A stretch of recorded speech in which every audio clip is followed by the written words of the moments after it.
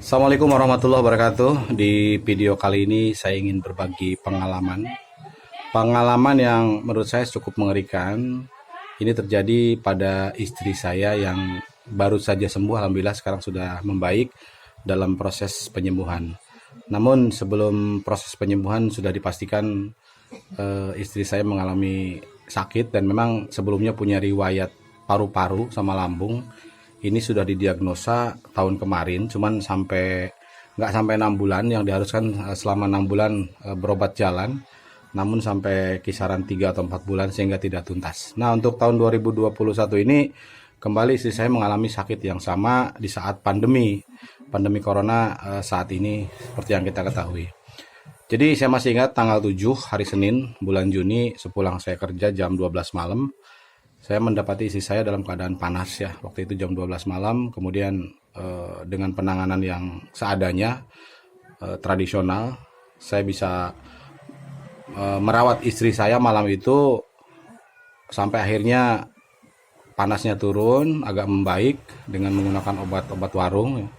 Kemudian besoknya saya coba periksa ke dokter di Pamanukan dan diberikan obat, dan saat mengkonsumsi obat tersebut tidak langsung baik. Kadang-kadang panas, kadang-kadang tidak, kemudian gejala sesak, kemudian batuk gitu kan. Nah, puncaknya pada hari Jumat jam 5 sore ketika istri saya sedang tidur, tiba-tiba dia mengeluh sakit, sesak napas, kemudian tidak bisa mencium ya, tidak bisa mencium. Namun rasa masih ada. Sampai saya lihat seperti mau pingsan gitu kan, muka sudah pucat. Akhirnya saya panik, kemudian saya dengan saudara saya mengajak istri saya ke klinik di Pamanukan. Pada saat itu pas ada kendaraan tetangga kebetulan pakai pick up, berangkatlah saya ke klinik tersebut.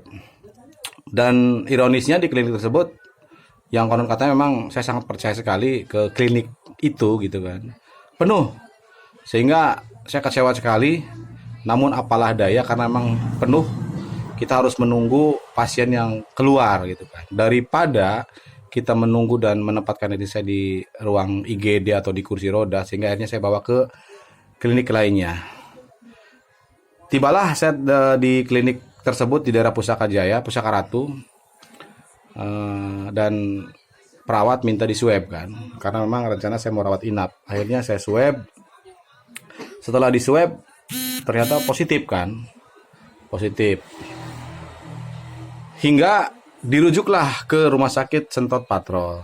Di Sentot Patrol ditolak karena banyak sekali pasien COVID dan dikhawatirkan istri saya tertular, karena pada saat itu ketika ditangani oleh perawat di sana, dia mengedukasi saya kalau sebelum tes PCR itu belum positif, jadi masih ramyang-ramyang. Dan kebetulan tes saya tes swab antigen gitu kan. Kemudian disarankan untuk ke rumah sakit Bayangkara karena terdekat dari Patrol. Saya ajak ke Bayangkara. Dengan jawaban yang sama, perawat di sana mengatakan kalau belum tes PCR, kita masih belum memastikan kalau istrinya Mas ini katanya terkena COVID kan. Panik saya di situ. Istri semakin memburuk keadaannya, sudah lemah, pingsan lagi di mobil.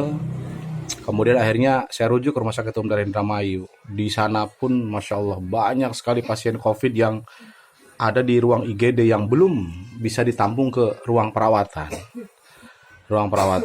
Setelah di sana ditanya lagi, Mas ini tesnya tes apa? Tes antigen. Dengan kata-kata yang sama perawatnya mengatakan bahwa kalau belum PCR kita masih ramyang-ramyang. Akhirnya saya minta solusi kan. Akhirnya disarankan datang saja.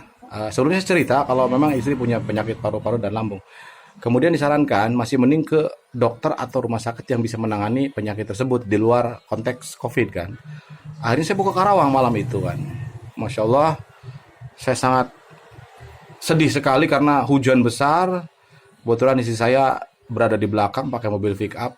Saya nyari tempat yang teduh ya, ke masjid gitu kan, yang ada ada bajaringannya. Ternyata sampai menemukan di eretan, kemudian saya pindahkan ke depan bersama saya. Di situ semakin memburuk istri saya. Akhirnya saya bawa ke rumah sakit paru yang ada di Jatisari, Karawang. Di sana ada dokter, bukan perawat. Dokternya langsung turun, kata security-nya, "Mas, COVID ya?" Saya bilang iya gitu kan. Setelah swab, dicek antigen, kata dokternya, "Mas, kemungkinan kecil ini COVID, Mas. Kemungkinan kecil ini bukan COVID karena gen saya dengan gen istri sampean ini lebih bagus istri sampean gitu loh. Daripada nanti tertular, kemudian nanti ya saya sarankan kalau toh memang itu adalah COVID, masih mending isolasi mandiri kan." Pada saat itu dokter mengatakan demikian.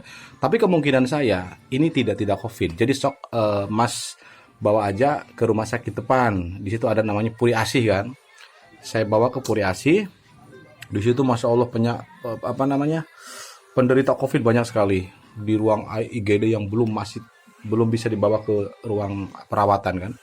Dengan saran yang sama, akhirnya saya minta tolong, "Dok, tolong minta obat yang sekiranya membuat istri saya bisa tidur, kemudian nggak merasakan sakit kan, nggak merasakan sakit." Nah, pada saat itu akhirnya saya beli obat, walaupun agak mahal kan, tapi dampaknya bagus. Istri saya nyampe ke rumah itu tidur dalam keadaan tidur tenang, kemudian tidak merasakan apa-apa kan. Akhirnya nyampe rumah saya berpikir, terlepas dari itu COVID atau tidak, saya tetap berpikir negatif waktu itu kan. Jangan-jangan saya COVID kan. Akhirnya saya coba untuk isolasi mandiri.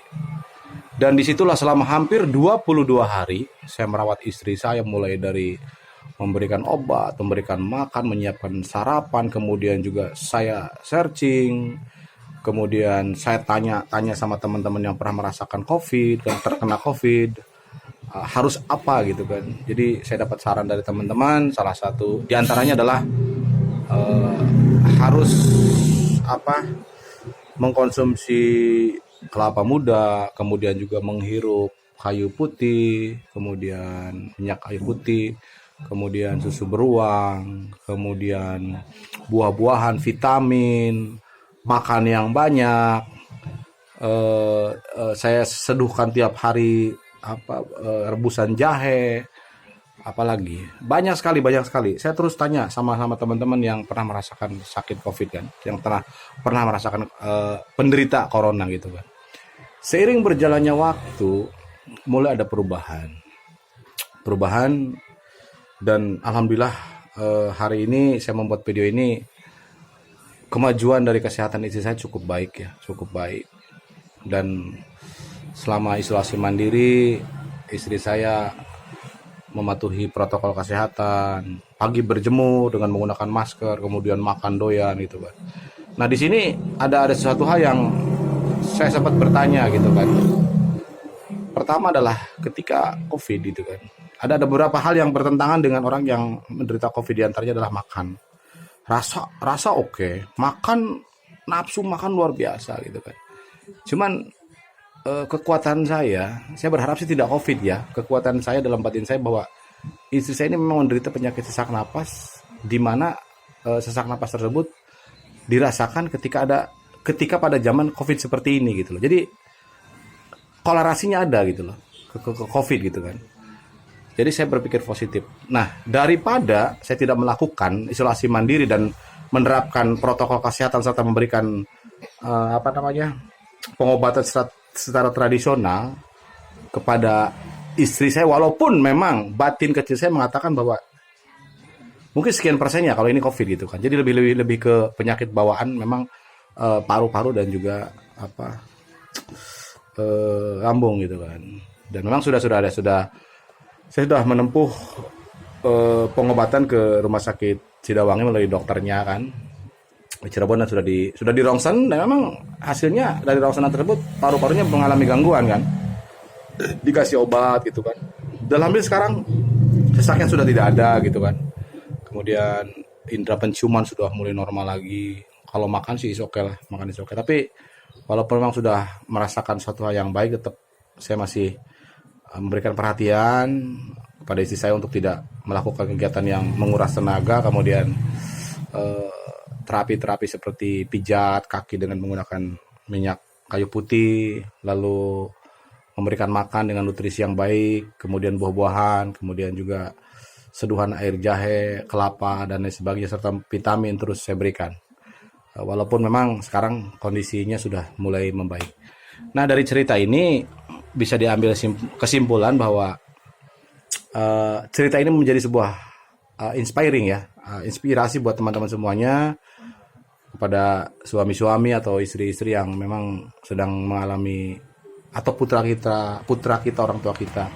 Jadi seperti itulah langkah-langkah yang harus dilakukan. Pertama adalah, kuncinya adalah jangan berpikir hal yang tidak-tidak gitu loh. Jauhi dari berita-berita kematian, kemudian juga berikan konsumsi yang menurut dokter dan juga menurut Google itu baik untuk kesehatan ketika melakukan isolasi mandiri. Seperti itu ya. Jadi teman-teman, mudah-mudahan cerita ini bisa bermanfaat untuk teman-teman semuanya. Ketika pasangan kita, ketika orang yang kita cintai mengalami sakit, psikologisnya harus dinaikkan. Artinya jangan diberikan jas-jas yang buruk sehingga nanti akan menurunkan pikiran mereka gitu loh. Semangati terus. Ayo sembuh, kamu sembuh, kamu sembuh, kamu sembuh. Semangat, makan, minum ini dan lain sebagainya. Seperti itu. Mudah-mudahan teman-teman semuanya dalam keadaan sehat walafiat, tidak mengalami sakit seperti istri saya. Doakan istri saya sekarang sudah mulai sehat, sudah mulai pulih, sudah mulai berjalan, tidak ada keluhan. Kalau tidur malam nyenyak, itu kan siang nyenyak. Tidak seperti 22 hari waktu itu saya harus kontrol terus, ngintip terus seperti apa posisi istri tidur kan. Rasa khawatiran, dan ada sedikit terbantu dengan adanya Piala Eropa. Dan saya lihat bola gitu kan, saya kontrol lagi setiap hari. Pagi-pagi saya harus bangun, kemudian saya harus masak, harus kasih sarapan, siapkan obat mengingatkan, dan saya tidak keluar rumah, saya di rumah saja. Kekhawatiran saya luar biasa ketika saya pergi ke luar gitu kan. Alhamdulillah kemarin pada tanggal 21 saya bisa keluar, kemarinnya lagi saya bisa keluar karena memang sudah merasa tenang dengan kondisi istri saya yang sudah membaik.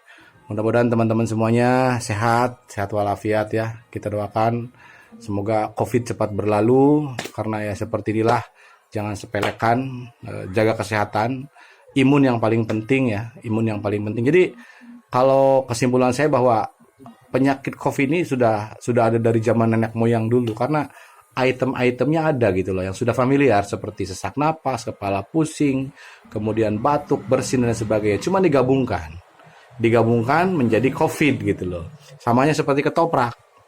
Dalam bungkus ketoprak itu ada toge, ada lontong, ada kacang, ada ketimun. Nah, jadikan satu menjadi ketoprak. Sama seperti bakso.